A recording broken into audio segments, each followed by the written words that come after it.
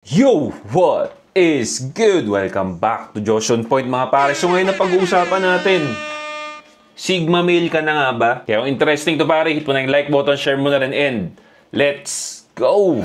Bad boy straight kala kill, ako 10 toes down. Perfumes natin, yung mga products natin bro, available sa mga shops natin. At kung gusto mo magkaroon ng side hustle bro, pwede mo tong i-promote sa TikTok, ilagay mo sa yellow box mo, and then pag may bumili sa mga links mo pare, may commission ka na. So basahin natin to, medyo mahaba-haba tong chat ni Tropa. So I want you guys to relax, no? Chill lang kayo dyan. Kung gusto ninyong uminom habang nakikinig, go ahead. Okay? Gusto nyo mag-chicha dyan? Go ahead. Hi Idol Josh, pakitago na lang ang aking identity. Nagsimula ang kwento ko nung first year college ako. Focus lang ako sa pag-aaral noon. Nagkaroon ng magandang grades, pero nung magbabakasyon na, naisip ko, puro na lang ako aral. Maghanap kaya ako ng libangan na online games na hindi masyadong kakain ang oras ko. Doon ako nakakilala ng isang babae. Mas matanda siya ng 4 years. 24 siya that time, ako naman 20 years old. So wala namang kaso yan, mga 4 years, 5 years na tanda, walang kaso yan. Ang may malayo, ang magkakaroon kayo ng parang culture shock sa isa't isa kung 10 years. Yun ang mas malayo. Pero yung mga 4 years, 5 years na layo, hindi masyadong ano yan. No? Nagpakita ako ng interest pero may BF pala siya. Okay? Kaso magulo na daw sila dahil nagloloko yung lalaki. After 1 month, bigla siyang nag-chat. Nalulungkot dahil sa paghihiwalay nila at nagulat ako nang bigla niyang sabihin na maging kami na raw. Oh, ganon? Red flag yun ah. Gagawin kang panakip butas nun na parang alam ng babae na gusto mo siya. So parang tayo na lang. Yeah? Para sa akin, ayoko ng ganon bro. Ang red flag ng babaeng ganon. Although sa loob-loob ko alam kong gagawin niya lang akong panakip butas. Matalino ka rin, at least alam mo. Pero tinanggap ko siya sa kagustuhan kong makuha siya. Maganda kasi siya. Sexy din at mukhang mabait naman, kaya agad na humaling ako idol. So ayun, naging kami Idol Josh. Okay? So online, medyo mag-ingat-ingat kayo para sa mga nakikilala nyo online. Bago kayo mag-invest ng oras dyan, make sure lang na babae ang kachat ninyo because napapaligiran ng mga chiksilog yung online games. Alam nila maraming simp dyan, mga bakla. So, kukuha sila sa iyo ng, alam nila kahinaan ninyo eh. Alam nila kahinaan ng lalaki. Lalaki rin yung mga yan. So, minsan, magsisend din sa iyo ng mga nudes na hindi naman kanya. Diba? Tapos, sasabihin niya, mag-send ka rin. O, maraming nabiktima niyan. O, hindi, panalo siya kasi nakuha niya yung nude mo. Ikaw hindi, peke yung kanya. Diba? So mag-ingat kayo dyan pare, marami nang nabibiktima dyan. LDR kami Idol Josh. Okay, LDR. Again pare nanonood kayo ng Josh on Point, X tayo sa LDR. Pero nagkikita kami, okay good, at least. Dahil estudyante ako at siya ang employed, siya ang pumupunta sa lugar namin. Very good. Medyo green flag yun kung ganun. At least na alam ng babae, aware siya. Nagmo-motel kami every meet up. First meet up, di siya pumayag ng bembang. Lap-lap lang daw muna. Which is naintindihan ko since tinanggap ko naman na panakip butas lang ako. Yung panakip butas pare, kung alam mo naman na magiging panakip butas ka, that's all good. Diba? Pero yung alam mo ng panakip butas ka pero umaasa ka, sineseryoso mo yung mga nangyari, para sa akin katangahan yun. Okay? Pag alam mo ng panakip butas ka, less invest na tayo dyan. Okay? Laruin mo lang yung sitwasyon. Laruin mo lang yung sitwasyon. Huwag mong seseryosohin yung babae kasi nga, panakipbutas ka eh. Diba? So, kunin mo lang yung gusto mong makuha, bembangin mo, tapos, relax ka na. Okay? Wag kang okay, in short, huwag kang in love kung panakipbutas ka, kung alam mo.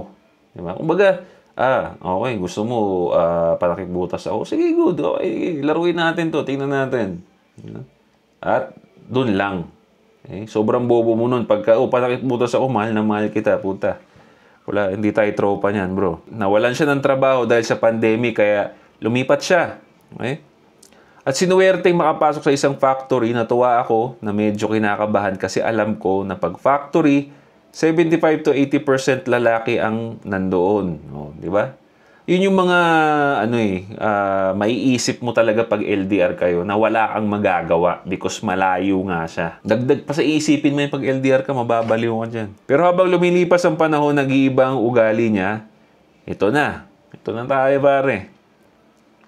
Palagi na siyang galit sa mga sinasabi kong opinion at mga tanong na binabato sa kanya. May access kasi kami sa FB at isa't isa, kaya kapag may nag-entertain sa kanyang iba sa chat, syempre, di ko maiwasang itanong kung dumidiskarte ba sa kanya doon. Pero sasabihin niya, ano na naman yung walang kwentang tanong na yan. Wala na. Basta gumagano na yun, pare. Bastos na yung bibig sa'yo. That's a sign na may something na yan, bro. Says din na kinumpara niya ako sa ibang lalaki na nagawang dalawin ang girlfriend niya. Wala na. Kinukumpara na siya eh. Ang dami ng signs na nag-cheat na to. Employed na yon, ako estudyante pa lang, di ba? Hindi na pag ang babae pare nag-cheat na, ang mga lumalabas sa bibig niyan, hindi na nagmi-make sense talaga. Hindi na nagmi-make sense. Biruin mo, alam niya naman yung pinasok niya, alam niya pinatulan kayo na estudyante ka, ngayon ikukumpara ka na doon sa may trabaho. Knowing na pinasok niya yung relationship, alam niyang estudyante ka. Pero ganun na nga yun, pare. Hindi na siya nagme-make sense. Magmumukhang, pag ang babae, pare, nag-cheat na yan, no? Lahat ng sasabihin niyan, parang nagagaslight ka. Mukhang ikaw yung may kasalanan. Pero ang totoo nun, hindi na yung nagme-make sense. Kasi nga, meron na siyang ibang gusto. No? At nangyayari na yun. Nag-cheat na sila. Kaya, magulo na yung isip niyan, no? Yung ibabato niya sa'yo, pare, pag nag-cheat ang babae, ang ibabato niya sa'yo yung negative emotions niya dahil meron ng positive emotions. Yung nandun na nga napupunta sa bago niya. Kaya yan, mapapansin niyo yan, pare, pag puro negative emotions na yung natatanggap ninyo sa babae ninyo, nag-cheat na yan. May kaibigan akong babae na nag-chat sa akin. Sabi niya, 2 pala account ng girlfriend mo. Sabi ko, 1 lang yun. Bakit 2 nakita mo? Tinry kong mag-search, 1 lang talaga nakita ko, pero in-screenshot ng friend ko sa FB niya. 2 account ang lumabas. Ayun na. Di ba? Ibig sabihin nun, 2 na FB niya. Naka-block na nga lang ako sa isa, kaya di ko makita. Dali-dali akong gumagawa ng new account para ma-stalk yung second account niya at nagulat ako sa tumambad sa akin.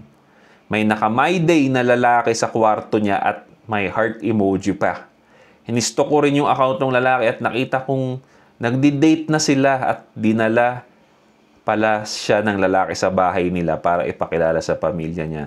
In-screenshot ko lahat yon saka sinend ko sa girlfriend ko. Pare, ito patatandaan ninyo. Kaya sinasabi ko sa inyo na magbasa kayo ng galaw ng babae. Matutong magbasa ng galaw. Because hindi sila makikipag-break sa'yo kahit pa nakikipagrelasyon na sa iba. Pero yung ginawa sa kanya, pumupunta na doon sa bahay ng lalaki. Legal na sila doon sa kabilang relationship. Pero hindi nakikipag-break sa kanya. Diba? Lagi silang ganito, pare. Hahayaan nilang sumuko ka eh. Hindi yan nakikipag-break ng mga babae na ulupong na yan. Hindi yan sila nakikipag-break kahit meron na silang ka-relationship na bago. Hahayaan nila na sumuko ka. At ikaw ang makipag-break para wala sa kanila yung sisi. Wala sa kanila yung guilt. Ganyan yung mga yan, bro. Okay? Kaya lagi ko sinasabi sa inyo, magbasa ng galaw para pag nabasa nyo na, itong benefit yan. Pag nabasa nyo na, kayo na makipag-break. Parusahan nyo na yung ganun. Di ba? Pag puro na pangit yung pinapakita sa inyo, negative na lagi ang natatanggap ninyo. Ikaw lalaki ka, huwag ka nang magtiis. Hiwalayan mo na. Kasi hindi naman pwede yun. Hindi pwedeng nire-rewardan nyo yung babaeng puro negative na yung ibinibigay sa inyo. So, ikaw, mindset mo, pag puro negative na yung tanggap ko, ayoko ng ganitong relationship, aalis na ako. Ang madalas gagawin ng lalaki dyan, pag nakakatanggap na siya ng puro negative sa babae, ang gagawin niya, ititreat niya pa.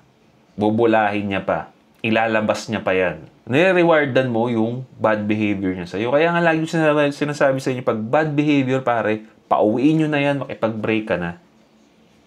Okay? Hayaan nyo na siya maghabol sa'yo, baguhin niya yung negativity niya sa'yo. Diba? Consequences, pare. Okay? So, yun. In-screenshot ko lahat yun sa kasinend ko sa girlfriend ko. Nagulat siya dahil alam ko na.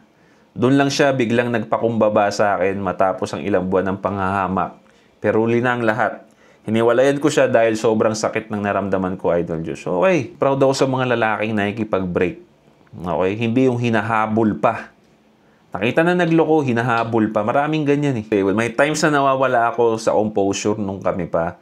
Kaya in-improve ko na lang ang sarili ko. Hindi ko pinabayaan ang mga pag-aaral ko. Tinapos ko ang kursong accountancy. Nag-home workout ako at nagpapogi hanggang sa mabalik ang dati kong kumpiyansa. Okay, very good. At ang nag-aapoy kong determinasyon para mag-grow. Dumating ang araw na tapos na ang community quarantine, tapos na rin ako sa kolehiyo. Di na ako nag-board dahil hirap ng buhay. Di na kaya ng parents ko. Na-enroll ako, nag-review ng review school, kaya nag-work na lang ako. Kahit na non-CPA ako, nagkaroon pa rin ako ng disenteng trabaho at disenteng sahod na may nakayang bumuhay ng pamilya. Very good. Nice, pare. Nice. Naging breadwinner ako ng pamilya ko, bumawi sa parents at nagpaaral ng 2 kapatid. Galing. Galing, pare. Lupit mo. Lupit mo, pare. 1 year after ko gumraduate, na-boost na ang aking kumpiyansa dahil na rin sa nag-improve kong physique at may stable income na rin. Nagulat na lang ako sa ML account ko. Nag-chat yung ex ko na yon. Di ba? Nakitang maganda ang buhay mo, pare. Diyan sila magpaparamdam. Nagtanong kung napatawad ko na ba siya. Sabi ko, oo. Sabi niya, bakit nakablock pa rin ako? Sagot ko, di naman ibig sabihin na nakablock ka, di ka na napapatawad. I'm just too busy on building myself to the point na nalimutan ko na ang lahat ng sayo. Boom! Ang pogi mo dun, Brad. Puta, sampal sa kanya yun, pare. Yan ang sinasabi kong revenge eh. Yan ang pinakamagandang sweet revenge. Yung inimprove mo yung sarili mo, nalayo ka doon sa mga nag-hate sa'yo or sa gumawa ng masama sa'yo, nalayo yung buhay mo. Mas gumanda yung buhay mo. Yan ang revenge na wala silang magagawa kundi ang umiyak na lang. No? Hindi pwedeng magta-trash talk lang yung mga yan sa'yo, but you know, at the end of the day, mas maganda buhay mo sa kanila. Di ba? Doon ko na-realize, Idol Josh, na gumagawa pala talaga ng paraan ng ex ko para i-stalk ka kahit matagal na kayong wala. Bigla na lang siyang nag-chat ng panahon na paangat na ako sa buhay. Doon pa lang alam ko nang humihiram to ng ibang FB para makita ako sa SOCMED. Mula nung nag-focus ako sa sarili ko, napansin ko na biglang umiba ang mindset ko. Naging stoic, calm, collected, bigla. Yung tipong, wala akong paki sa opinion nyo. Wala akong paki kahit iwan nyo ako, di ako manghihinayang na iwan ka kung toxic ka. Mas komportable akong gawin tong mag-isa at kalmado ako kung mag-react sa kahit anong sitwasyon. Nung mag-try ako ulit makipag-date sa ibang babae, di ko na tinotolerate yung mga red flags na nakita ko. Kagaya nung nakastalking stage ko na na-turn off sa akin dahil sa pagiging matigas. At nalaman niya pa sa mga friends niyang kay eskwela ko na basagolero ako ng elementary at high school. Ayaw niyo daw ng ganun dahil baka siya naman daw ang bugbugin ko pag naging kami. Tanga ang puta. Kaya yun, ginost ko. Total, wala rin naman siyang magandang father figure. Ikalawang subo ko, isang babae. Maganda, sexy, thick as fuck. Kaso mainom, halos sa araw-araw mainom. Kaya yun, iniwan ko rin without saying any explanation to her. May isa pang babae na maganda rin naman at thick as fuck din. Kaso, nababasa ko sa kilos na marami ng body count at yung mga shared post niya sa FB na about trauma ng babae na maraming nakabembang na lalaki tas iniwan din. Kaya yun, hindi ko na rin pinansin pa. Wala nang paliwanag. Bakit nyo sa tingin pare naging nabasa niya na yung mga ganong galaw ng babae? Bakit sa tingin mo na to turn off na siya? Hindi ka mato-turn off doon kung wala kang experience eh. Diba? Hindi mo malalaman yung outcome nung babaeng nag-iinom lagi kung wala kang experience. Nalaman niya lahat to because sinampal na siya ng realidad, which is yung ex niyang girlfriend. Diba? Yung ex-girlfriend niya. Because Yung girlfriend niya, ex-girlfriend niya, panay inom, nauwi sa cheat. So ngayon, lahat ng babaeng makikita niyang pala inom, nakikitaan niya ngayon ng red flag, which is good. Diba? Red, yung ano mo pare, yung pagbabasa mo ng galaw ng babae will help you to avoid headache in the long run. Heartbreak in the long run, which is good. Diba? Pero natutunan mo tong mga to dahil nagkaroon ka na ng experience. At ang ginanda pa sa'yo pare, sa isang pagkakamali, sa isang experience mo pa lang, natutunan mo kagad. Ang karamihan, yung iba kasing lalaki, natututo na lang kung kailan huli na ang lahat. Ikaw hindi pa. Ikaw natuto ka kagad sa isang experience pa lang, which is good. Diba? So ngayon, Idol Joshua, girlfriend na naman ako. Gusto ko siya dahil sa pagiging feminine at submissive at suportado ang movement ko sa buhay. Kaya lang minsan nagko-complain siya sa akin na kapag mabagal ang replies ko, although makabuluhan naman ang ginagawa ko kaya di ako nagre-reply agad, sasabihin niya, hindi mo ako naiisip. Although nababasa ko na, nagpapalambing lang to. Yeah, totoo. Tampo-tampo, di ko siya finifeed ng lambing. Doon ako sa pag-explain lang kung bakit late mag-reply. Tapos lalo siyang maiinis, sasabihin niya, sige, yan na lang gawin mo. Sinisin ko lang siya hanggang sa lumamig ang ulo niya. Nagpo-first move naman siya ng chat pag malamig na ulo niya. Di ko siya mahala. Nagde-date kami regularly at bumibisita ako sa bahay nila sa tuwing may sakit siya. It's just that di na ako masyadong nagfi-feed ng sweetness sa girlfriend ko. Ewan. Di ko rin alam kung dala ba to ng trauma ko or did I really become a different person because of lessons that I learned in my journey. Ito ang tanong ko, Idol Josh. Did I become a Sigma male? Yun ang napagdaanan ni Tropa. No? Ang pinaka-dilemma niya ngayon is ang tumatanggap ngayon ng kanyang pagiging cold is yung girlfriend niya na feminine. Ano bang dapat gawin ni Tropa? I can totally relate. No? Kasi galing din naman ako sa ganong klase ng heartbreak at naging cold din talaga ako sa babae. But now, meron na akong esme. Na-adjust ko naman siya. But then again, hindi mawawala yung pagkaalam natin on how to handle women.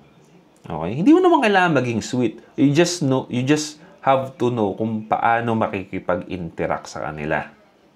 Okay? So, ang kailangan mong gawin, no? Huwag ka masyado magpaka-cold sa babaeng down naman sa'yo. Kung nakikita mo naman na maganda yung pakikitungo niya sa'yo, no? Hindi naman siya bastos.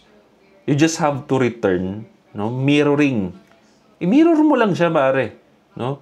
Kung malambing siya sa'yo, lambingin mo lang din. Mirroring. That's how you handle girls, di ba? Kailangan nyo ma-realize, pare, ang babae gusto ng attention. Yan ang currency para sa babae, attention. Pag hindi nyo binigay yan, kahit hindi nyo binigyan ng tamang amount ng attention ng babae, hahanapin nila sa iba yan.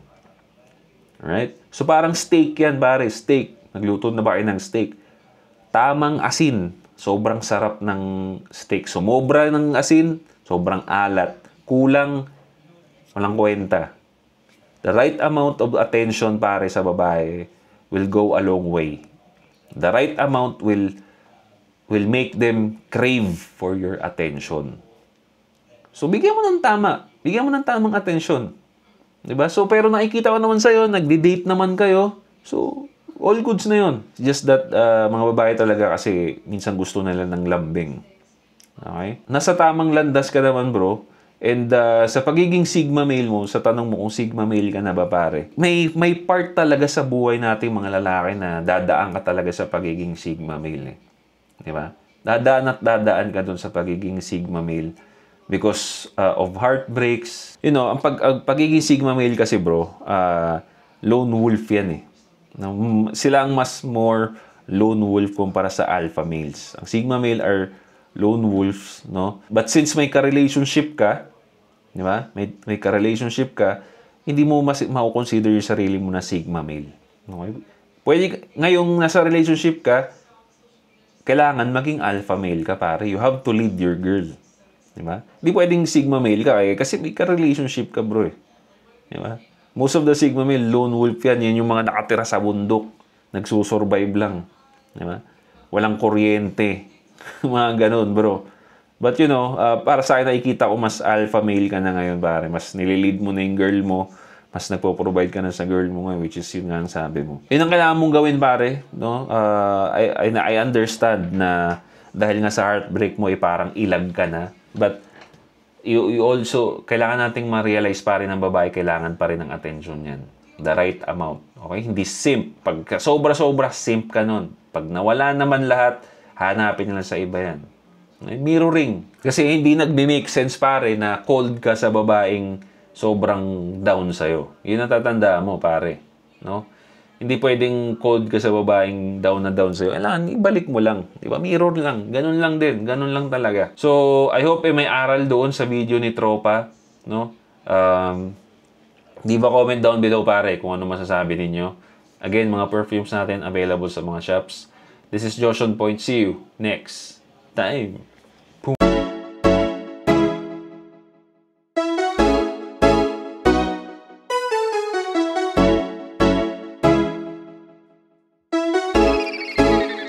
GFAB.